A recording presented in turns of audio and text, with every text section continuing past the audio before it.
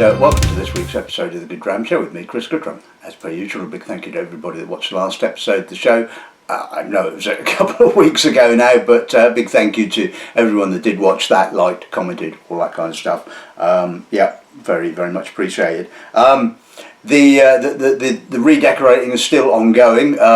Delays, setbacks, jobs taking twice as long as you hoped they would do. But I thought I needed to have a regular Sunday, shall we say. So chores out of the way. I'm doing obviously an episode of the show for you guys, and I kind of miss doing this sort of stuff. Yes, listening to my own voice and pontificating, as they say. Anyway, today's pontificating is that's obviously today's word as well. Is about the Tobermory Distillery, as you can see from the title page. Now, the reason for doing this is that sort of like, I think it was a couple of months ago now, Joe Ellis, the rep for CVH Spirits, dropped in with some samples. I don't know whether, I think it kind of coincided with roughly about the time that I elevated the distillery from that well-known group, the Axis of Evil. It's possible. Anyway, and you're probably thinking, well, who the hell is CVH Spirits? And I didn't know who the hell CVH Spirits were either until I actually looked into it. And apparently CVH were established in 2023 to take on the what I remember and always referred to as the old Burn Stewart portfolio. Tobermory, Bunner, Deanston, Scottish Leader and Black Bottle.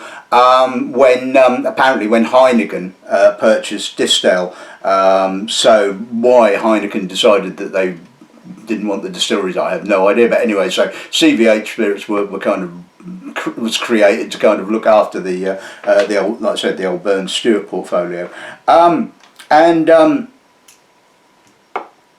If you cast your mind back to episode 350 of the show, that was the episode that I proved my theory on what the distillery are doing, and in it, not to sort of like go on and on about it, but if you go back and have a look at that show, that obviously it will explain more. But basically, my belief in a nutshell was that sometime between 2007 and 2009, the distillery changed their cut points, cleaned the spirit up. Hence why it no longer sort of had that lovely flavour and aroma of wet cardboard, which I never really enjoyed, funnily enough. But anyway, and so in that episode of the show, I obviously had sort of like pre and post samples of Leche and proved my theory. Obviously, funnily enough, when I stuck it out on Twitter, or X as it's now called, I got a like from the distillery. No confirmation or kind of anything else that I was actually correct, but I'm pretty certain that I was indeed correct. Anyway, the issue at the time was not Leche, it was the Tobermory spirit, the unpeated spirit. Now, the problem was that the bottling, the 12-year-old Tobermory, was just so awash with first fill American oak. You couldn't actually taste any spirit, and I couldn't ascertain whether the spirit in Tobermory was cleaned up as well. I mean, it was just, pretty much impossible to tell. But anyway, I have a sample of the 12-year-old Tobermory, so I'm hoping that over the sort of like the period, they've kind of like dialed back a bit on the first fill American oak. I still think it's first fill American oak and virgin oak, but I'm hoping that there's a modicum of spirit character that one can pick up on. But anyway, so I'm not really going to sort of redo my and go back on my theory, because obviously as far as I'm aware my theory is correct. I'm just going to basically sort of taste the current sort of lineup of Tobermory and Leche and just have a bit of fun. So let's take a look at today's lineup.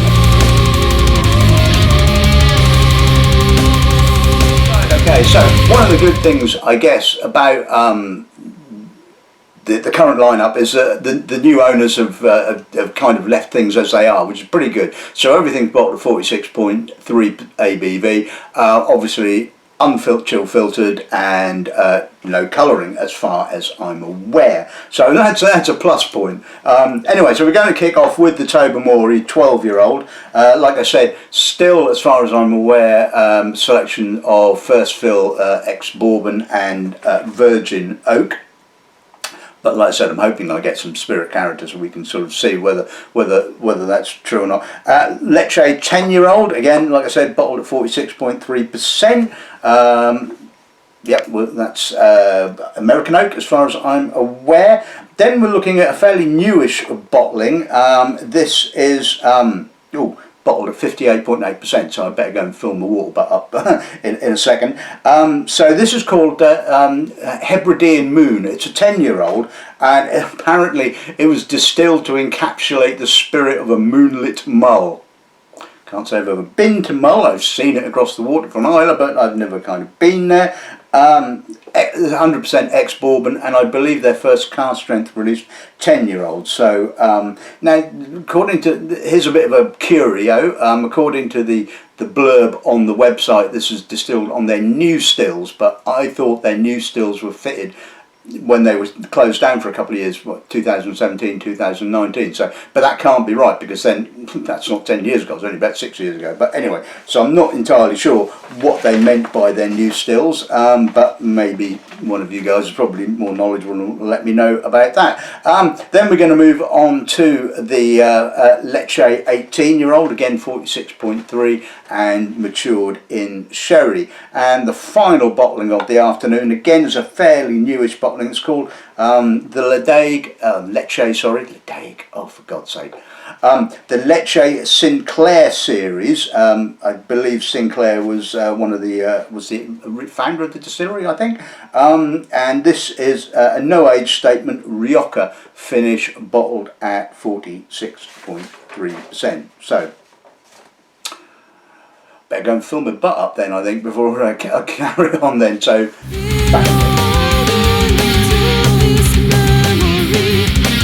right, okay, so butt filled, yes, but yeah, puerility, I know, but it gets me. Anyway, let's kick off with the Tobermory 12-year-old. Let's see what the nose gives us on this end, shall we?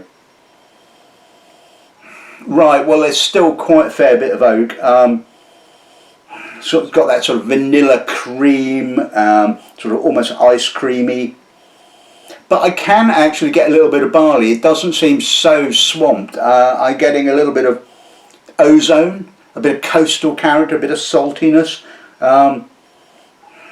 No cardboard. So, well, I think this kind of goes to show that the spirit is now wonderfully clean. There's a little bit of lime, some honeysuckle. It's got a sort of quite a summery kind of feel to it. I know we're kind of in the dog days of summer, but it's got a lovely nose. Now the oak has been dialed down, and you can get some character of the spirit and a bit of barley and some floral notes. It's kind of, actually, you realise that this is not too bad a spirit. I mean, you know. Anyway, let's see what passes right.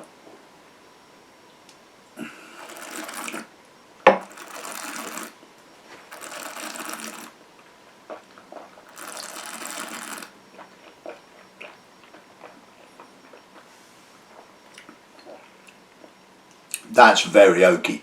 I mean, that's just sort of like big, soft vanilla ice cream, toffee cream. I must admit, the spirit does kind of outlive the oak. The oak does kind of, you know, drop off quite markedly after sort of like the mid palate, and you get the saltiness, a little bit of ginger, some brine, barley.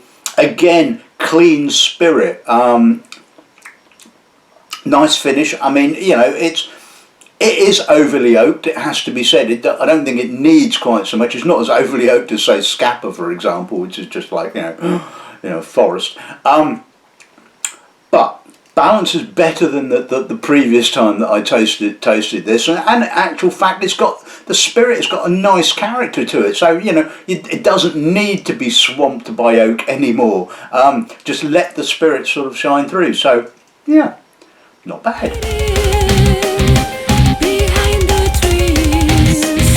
Right, Okay, so yes, Black Glencairn. Let's move on to the Ledaig 10-year-old. Let's see what the nose gives us on this end, shall we? Again, clean. Ashy, savoury, meaty, sweet barley, sweet peat, bit of heather, quite a bit of sweet American oak as well. I mean, okay, so it's not, again, not overly oaky. There's a nice balance going on. I mean, this is what I always loved about Ledaig. It always had that lovely meaty, savoury kind of character, but the trouble was it was always a bit dirty, and that kind of like ruined it. But cleaning it up, I mean, it's just what the doctor ordered, I think. A little bit of saltiness, a little bit of lemon. Again, lovely nose, really nice peated malt, different to an Islay. It's not an Islay, it doesn't try to be an Islay. And again, that was the thing that I always really liked about Ledaig. And you know, always wanted a really great Ledaig, well, not even necessarily really good, just a clean Ledaig. And now we have it, you know, and it's kind of, you know, wonderful. Anyway, let's see what comes on.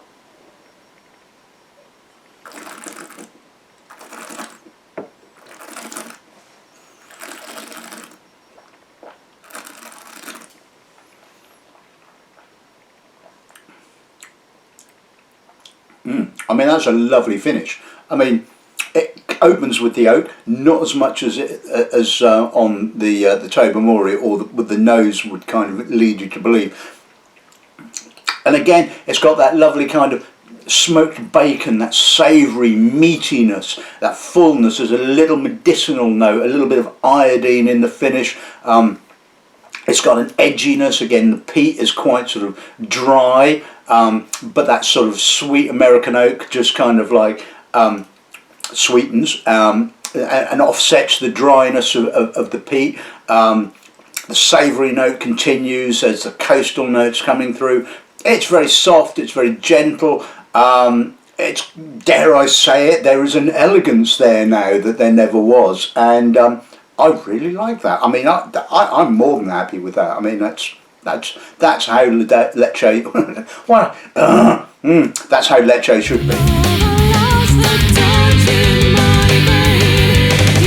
Right, okay, so let's move on to the 10-year-old Hebridean Moon. I'll try and leave a little bit in the Glencairn to put some water with it. Let's see what the nose is like. Ooh. Well, here's a term that I've never ever used with Ledaig, and tropical, almost tropical. I mean, what is going on here? I mean, really clean, really fresh, salty, ozony. But then there's this tropical fruit. There's pineapple, pear, apricot, green banana. Oh. And then there's that meatiness just in the background. It's not as meaty or as intensely peated as the 10-year-old, and it, well, if this is what sort of like, you know, the Hebridean Moon over mull is like, well, yeah, you can sign me up for that one. I mean, it's got quite an alcohol prickle. I mean, it is 58.8%. But you know what? There's a nice sweetness from the oak, and again, it's not too overly oaked. I would guess more refill bourbon rather than first fill. But there is a little bit of creaminess there, so balance, you know, pretty damn good. I like that. Really, really nice. Let's see what the part's like.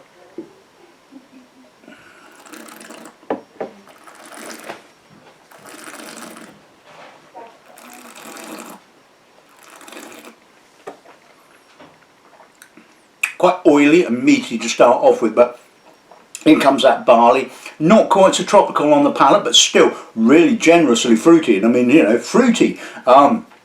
Apricot and apple, some nice saltiness, drier peat coming through on the mid palate. The salt really builds on the finish, and I think it's just being emphasised by the alcohol. It's a bit masked, but for almost 60%, that is just dangerously drinkable. Lovely length, even though it is a little bit masked, but you know, I mean, that's just a fabulous bottling. I mean, there's just no doubt about that, you know. And I'm not sort of, you know, overly praising it because of, you know, where it was in the past. You know, just taking it as is, you just have to be impressed with it, with this particular bottling. Let's put a little drop of water with it and see what that does to things.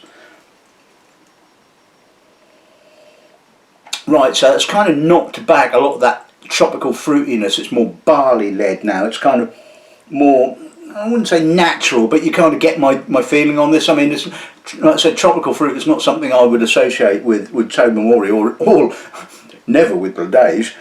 Leche, oh, for God's sake. It's got a bit more grip to it now, a bit more tannin. A still lovely nose, a little bit less peat now, which often has tendency to happen with peated malts once you put a little drop of water with them. Let's see what that's like.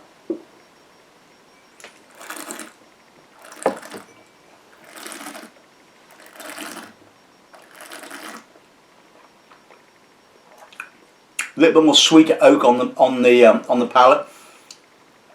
There's a little youthful rose petal note kind of coming through now. It's showing up now that the alcohol has been tamed a little bit. It is a lot sweeter, a lot more American oak. But you know what? I think that's really nice. I think it's a lovely bottling. Lingers really nicely, and the balance is pretty good. I mean, it still retains some lovely dry peat, but the sweetness and is balancing up that dryness. So, you know, all told, I think that is a very impressive bottling.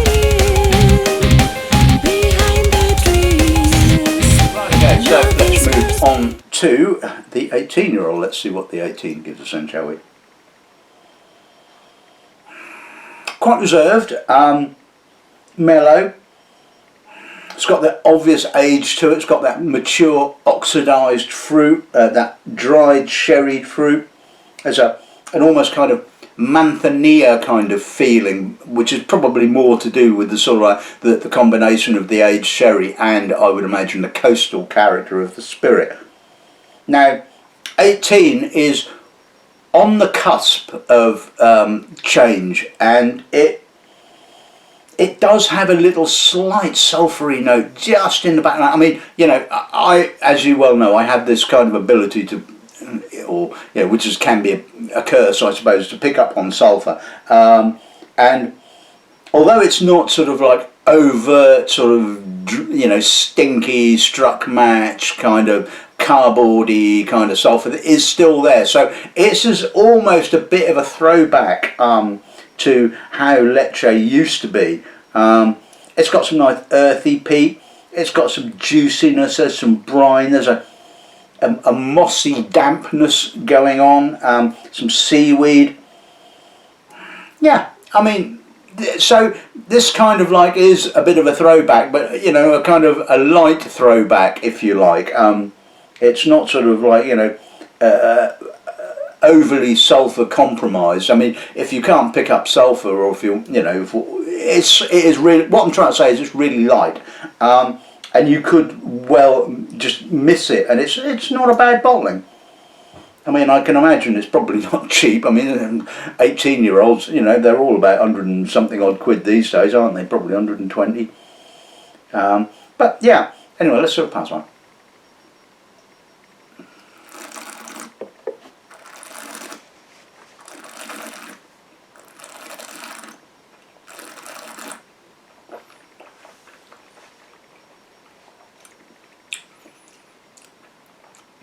Okay, so it's got, like I said, it's got that mature Oloroso-y dried fruit. It's quite reserved. It's very subtle.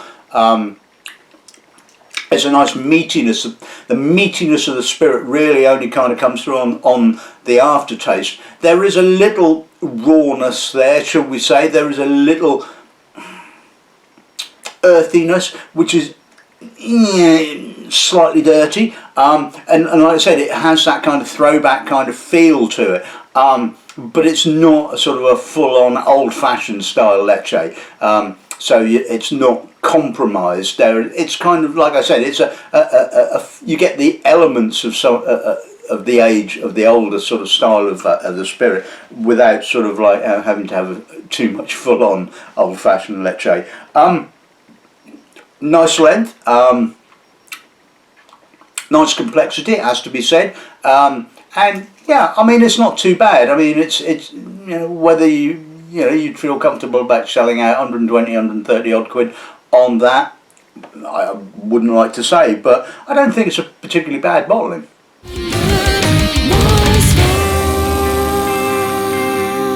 Right, okay, so on to the final whisky of the afternoon. This is the Sinclair series Rioja finish. Let's see what nose gives us on this thing, shall we? I don't really like this at all. Young spirit. It's got a greenness, a kind of cabbagey greenness, and sort of confected red currant jelly. There's a bit of salt, there's a bit of peat. It's kind of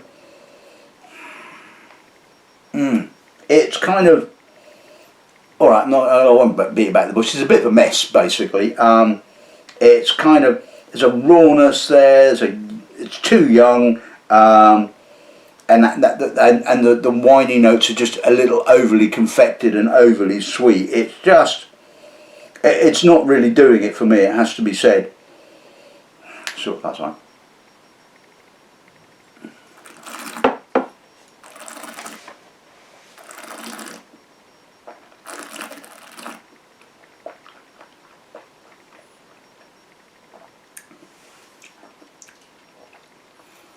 Right, it's not quite so confected. Well, it isn't as confected on the palate. It sort of kicks off with that sort of winey red fruits, and then it's a bit kind of young and a bit raw and a bit rose petally on the sort of the mid palate. There's a little bit of peat there. There's some salt. I mean, the palate is a lot more better. Oh, good God, that's great English, isn't it? The palate is better, in my opinion, than the nose. There's a little bit of confected fruit kind of coming back on the finish. It's essentially young spirit that's been, that's been kind of like shoved into Rioja cask. It's just, the spirit is not old enough yet, doesn't have enough kind of maturity. It's far too young, and it's just all kind of come across as this kind of like, it's kind of, I don't know. Me personally, I wouldn't have bottled this. I don't think it's kind of old enough yet. Doesn't quite have the complexity, and I don't see the point, because it's just. Bottle it at cask strength if you're going to do this sort of kind of thing, young spirit. Just give it the sort of like the full-on sort of works, if you like, if you're going to go and do this kind of thing. But I don't think it really does anything at all for the actual range. I think it probably detracts personally from the range. But that's just my personal opinion on that one. But anyway.